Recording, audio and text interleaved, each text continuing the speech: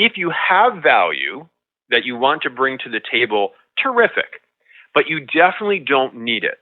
And in fact, feeling like you do need to add value is a problem. That is David A. Fields, Umbrex member and the author of The Irresistible Consultant's Guide to Winning Clients, 6 Steps to Unlimited Clients and Financial Freedom. David was my guest on the very first episode of Unleashed, and it was great to have him back on the show. In today's episode, we discuss how to make outbound calls to the people in your network. It is so much more comfortable just to send an email.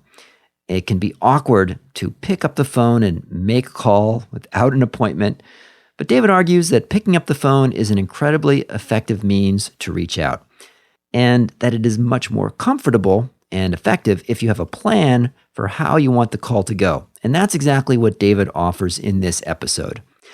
In our discussion, David mentions a script outline that he uses when making outbound calls, and he walks us through it.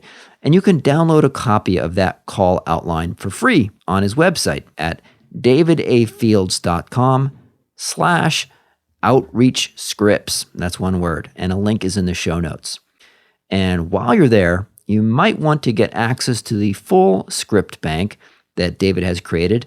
And if you use the code UNLEASHED, you'll get half off from now until June 1st, 2019. Hello, David. Welcome to the show. Thanks, Will. It's always great to be on one of these shows. I'm a huge fan of what you do and of Unleashed. Well, thanks, David. And you know that I'm a huge fan of you and your book, The Irresistible Consultant's Guide to Winning Clients. I've given out over 100 copies of it, and it is a hugely helpful resource. I know that you just ran a growth workshop for independent consultants, and one of the topics that you cover, which I think a lot of the listeners have asked me about, is how to make the dreaded outreach call. And that's what I was hoping we could chat about today. So could you kind of walk us through how you coach your clients on how to make outreach calls? Sure. Yeah, it is a good topic, and a lot of consultants dread it. In all honesty, I don't love making outreach calls. I make them because even though business is strong, and I know there's a direct correlation between picking up the phone and the health of your pipeline. And that is true whether you're a solo practitioner, whether you're a freelancer and your phone calls are going to be to Umbrex to remind you, Will, that they exist, or if you're a boutique. This is true across the board. So it's just, part of his mindset is just understanding it's vitally important. You have to pick up the phone or WhatsApp or whatever your choice is, but don't hide behind email. So first thing I would say is kind of get your mind wrapped around the fact that it's really important and you should do it. The second, sort of before we even get into, what do you say or anything like that, is I would encourage people to set aside a consistent block of time, whether it's, for me, it's Wednesday mornings, or whether it's every morning or Fridays, or a certain time that is for you to make calls, especially if you struggle with it. So take the decision point out, take the willpower out of it, and just make it something you have to do. It's an appointment, just like you have an appointment with any other client. This client happens to be new business. And if you honor new business the way you would honor any other client, then new business will pay you very handsomely, will reward you more than any other client. So be diligent and honor it and go there, with integrity. Now, all of that said, you do at some point have to pick up the phone. So what happens? Well, I encourage people to use scripts, to actually have thought this out. And I have on my desk for when I do my outreach calls, I have a script that's built out. I don't have to follow it exactly, but the mere fact that I've built it, that I've thought it through, helps me have more effective calls. It helps me have calls that work better, that I'm feeling more confident, and therefore they're more likely to turn into to business. They're more likely to create results. Now, some people, David, might say, and have told me, oh, well, I don't want to just call the person. I should email them first and try to set up some time. Yeah. What do you say to that? Well, I tell those people, really what you should do is you should send them a text letting them know to check their email, for the email about having a phone call where you'll hopefully set up a meeting, right? I mean, it can become crazy. Just pick up the phone. Just really, I don't. There are certain populations, and depending on who your target is, where they'll be more responsive to a different medium than a phone call. But again, I would just encourage you not to hide behind an email, and you don't need to email someone to let them know you're going to call. Yeah. And what about people who say, I feel that I should be adding value. I should be sending an article. I should be, providing something relevant and helpful. What's your perspective on that? Yeah, that is such a great question. I'm so glad you asked that, Will. My perspective on that is, if you have value that you want to bring to the table, terrific, but you definitely don't need it. And in fact, feeling like you do need to add value is a problem. If you feel like you have to add value on every call and beyond the call itself, if you feel like you have to add value, that puts enormous pressure on you. So no wonder you don't want to make the call, because you feel like, oh, God, I have to have something really important to say. And not only does that put pressure on you, it puts pressure on the other person, the person you're calling. And that awkwardness, that feeling of, this is all, it's such a setup. I'm trying to create value. I'm hoping you're going to return it with business. That doesn't work. It keeps you from making the sale. It's actually very self-serving, because you're only coming up with value in hope that they will reciprocate by somehow giving you work. And that's not the purpose. So we have to go back to the purpose of the call and also where value is created. The purpose of a call, the purpose of outreach in general, is simply to reinforce, to nurture, to nourish a relationship. That's all.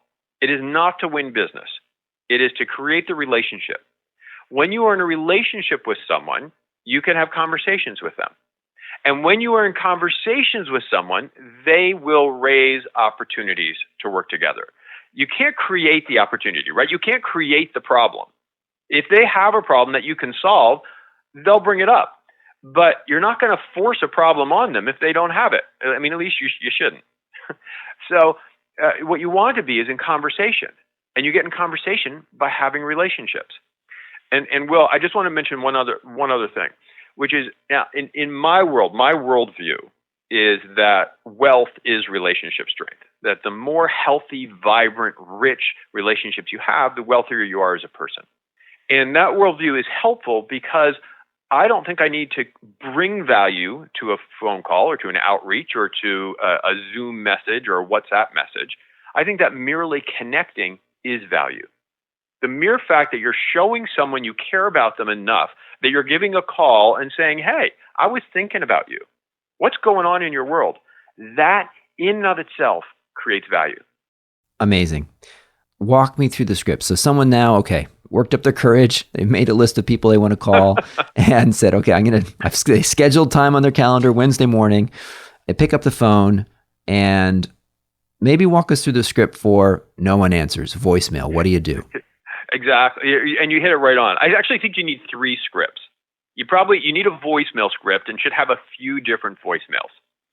And you need a script for, oh my gosh, what if the person actually picks up the phone? Whoops. And I would also practice the turn and be familiar with the turn, which is one of the most powerful techniques that I have in my toolkit. In terms of voicemail, the simple tips on voicemail are to keep it short, to be interested, not interesting, be interested, right? Because it's all right side up. It's about the other person. And to smile. So you might leave a simple voicemail that says, hi, Will, this is David Fields. Here's my phone number, 203-438-7236.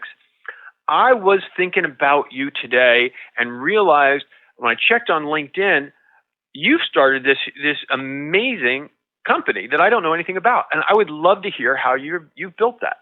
When you get a chance, give me a shout back. I look forward to catching up, maybe 5 minutes. My phone number is 203-438-7236. That's short. I'm interested, not interesting. I'm making it about you. Notice I didn't say, hey, Will, I've got something I'd really like to share with you that I'm doing and I think you might want to buy from me. Right. right? Which is in so many words what a lot of people are saying. Or, hey, Will, just wanted to catch up. Call me when you have a chance. Right? I'll never hear from you. Unless you guys, I was, best man at your wedding and we haven't talked, then maybe you'll call me back. So you have to be interested. I think also a good way that surprisingly is right side up, and most people may not recognize this, is to give the other person an opportunity to be of value. So I might say in a voicemail, hi, Will, it's David Fields. My phone number is 203-438-7236. I ran into this challenge with a boutique firm, and I was thinking about who would have insight on this, and I thought you would be the perfect person. And so I was wondering whether you might have 2 minutes. I would just love to pick your brain for that 2 minutes. I think you're going to have just the right insight, and I really look forward to talking with you. 203-438-7236. Now, while that sounds like maybe it was self-serving because I'm looking to pick your brain, in fact, I may or may not actually care about the insight. What I'm doing is I'm giving you an opportunity to be valuable. And most people relish that opportunity to share wisdom. That's the Benjamin Franklin approach, right? Exactly right. He would, when he wanted to build a relationship with someone, he'd ask to borrow a book from their library. That's exactly right. Yeah, I call it the exact same thing. I've written, I think, at least one article about that, the Benjamin Franklin approach. Great. Yeah.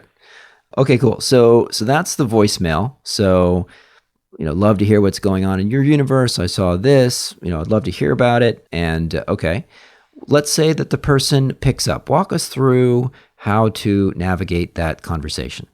Okay.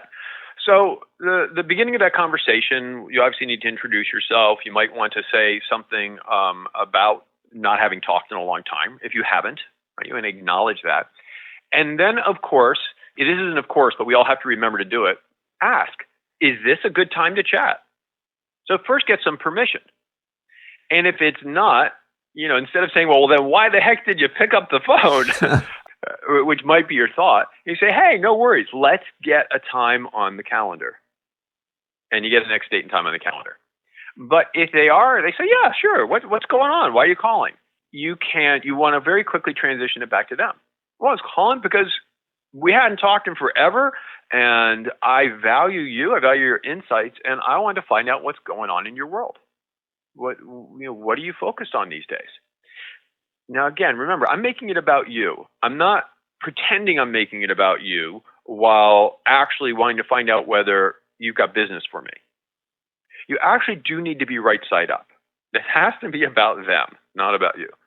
So I'm going to ask you about you. I'm going to listen. I'm going to reflect. I'm going to engage.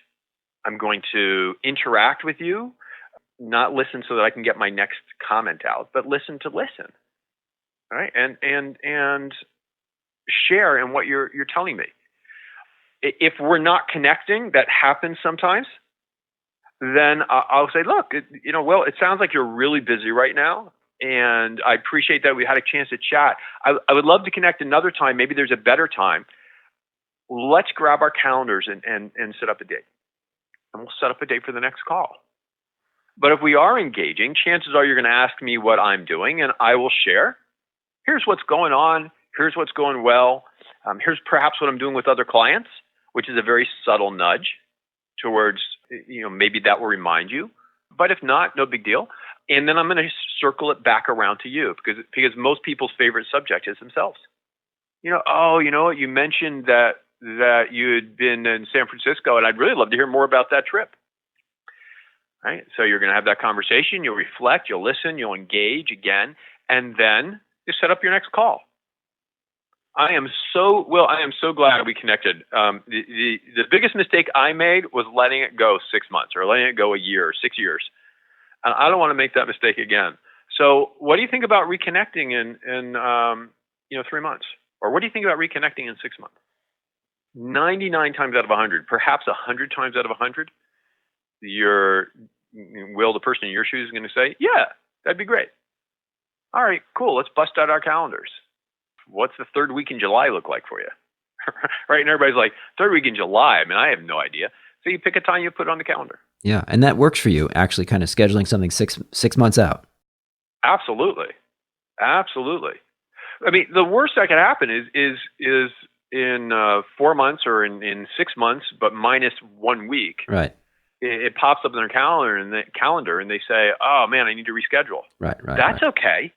Either way, you're top of mind to them, which is really what you want to be, right? You just want to have that relationship be solid, and you'll reschedule.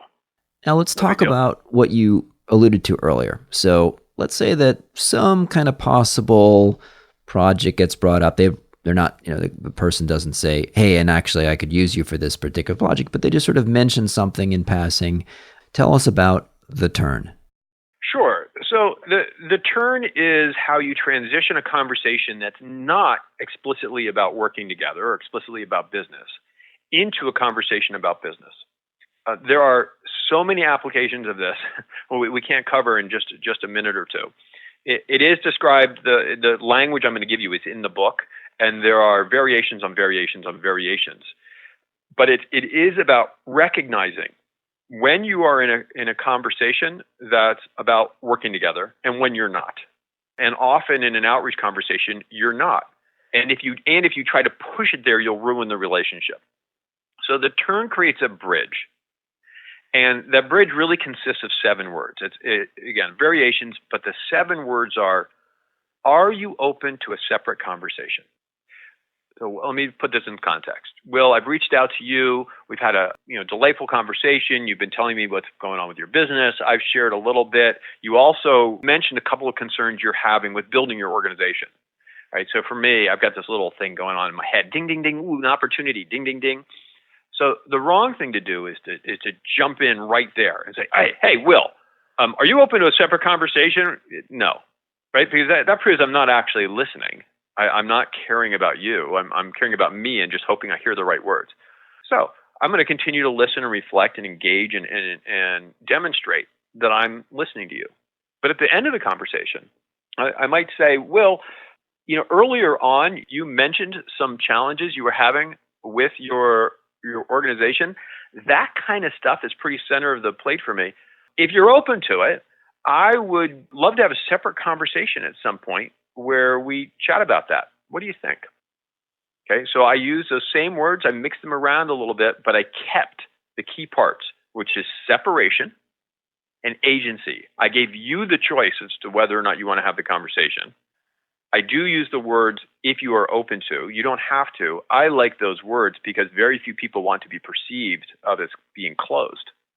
And I'm acknowledging that now was not the conversation. Now was not the time for that. Now was the time when we were catching up, when we were being social. And so that gives us the opportunity for you to say, yeah, let's talk about that now. Or, yeah, sure, I'd be open to that at some point. And we get it down on the calendar.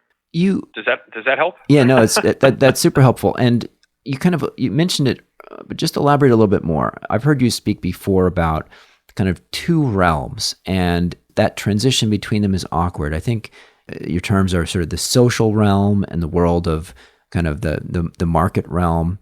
And right. What you're saying kind of helps transition from one to the other. What are your terms for those? And could you just elaborate a little bit on how you see those 2 realms as separate?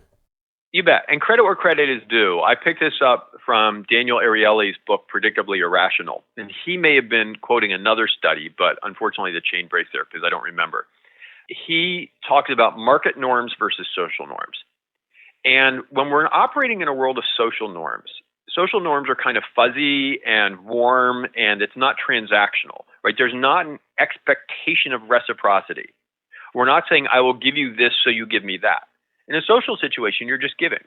And it's certainly not, monetary. Whereas the world of market norms is this sharp-edged expectation of reciprocity. I'm going to give you value. You're going to give me something in return. You'll pay me for it. Right? This is where transactions are done. This is where consulting agreements are made, is in a world of market norms. And those 2 do not mix well. That pointy-edged, sharp market norm world, if you push it into a soft, warm, fuzzy conversation of social norms, you'll puncture it, you'll ruin it. You can just flat out ruin a relationship. You can lose one forever by bringing market norms into it. Fortunately, most of us are at a gut level where we are sensitive to it.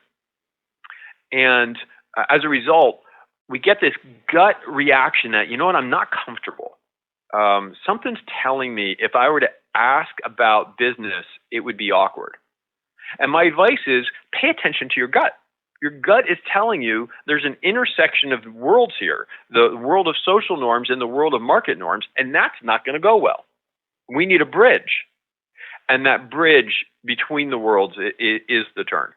Marvelous. David, this was a short and sweet. I know that you do full day sessions on this topic, and you also work with individual independent consultants and boutique firms on how to do outreach.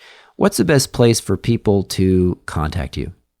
Best thing to do is just go to my website, davidafields.com. There's all sorts of easy ways to reach out and create contacts. You're right, Will, we do full days on this. Part of what I've learned, perhaps the hard way, is a lot of the magic is in the nuance of the words, just little phrases that can make a big difference. And those are the pieces that we get to work on one-on-one. We can make those slight tweaks that have a huge impact. But yeah, and just going to the website's the easy way to get a hold of me. And you know that I love your blog. It's the first thing I read every Wednesday morning. So definitely check out davidafields.com, and David's book, The Irresistible Consultant's Guide to Winning Clients, is a classic. David, thanks for joining today. Of course. Thank you so much, Will. Thanks for listening to Unleashed. I'm your host, Will Bachman. If you like the show, I invite you to subscribe to the weekly Unleashed email, where you'll get summaries of each recent episode, book recommendations, and consulting tips. To sign up, go to askunleashed.com or just shoot me an email at unleashed@umbrex.com. Thanks.